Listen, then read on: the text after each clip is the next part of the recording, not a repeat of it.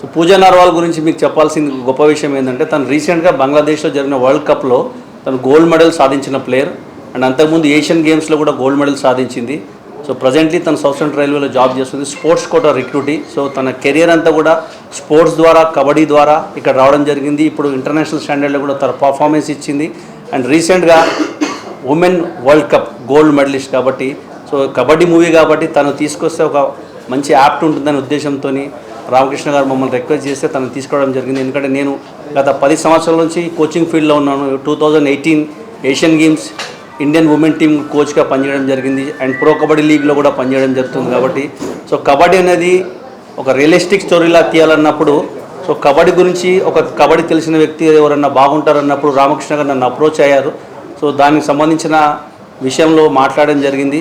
So తను మమ్మల్ని request చేస్తే, సో కబడ్డీ అమ్మాయిలు కబడ్డీ గురించి తెలిసిన వాళ్ళు ఎవరైనా ఉన్నారంటే మేము పూజా నర్వాల్ని అప్రోచ్ కావడం జరిగింది.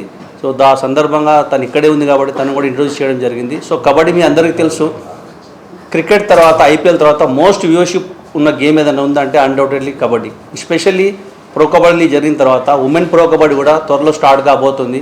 సో ఉమెన్ స్పోర్ట్ కూడా బ్రహ్మాండం ఉంది. ఎందుకంటే అన్ని స్పోర్ట్స్ రీసెంట్ టైంలో ఇండియన్ ఉమెన్ టీమ్ పర్ఫార్మెన్స్ కూడా బ్రహ్మాండంగా ఉంది. ఇంక్లూడింగ్ క్రికెట్, కబడ్డీ అన్నీ కూడా బ్యాక్ టు బ్యాక్ గోల్డ్ కూడా సాధించడం జరిగింది. సో మిగతా విషయాలు తన గురించి తను హిందీలో మాట్లాడుతుంది పూజా నర్వాల్.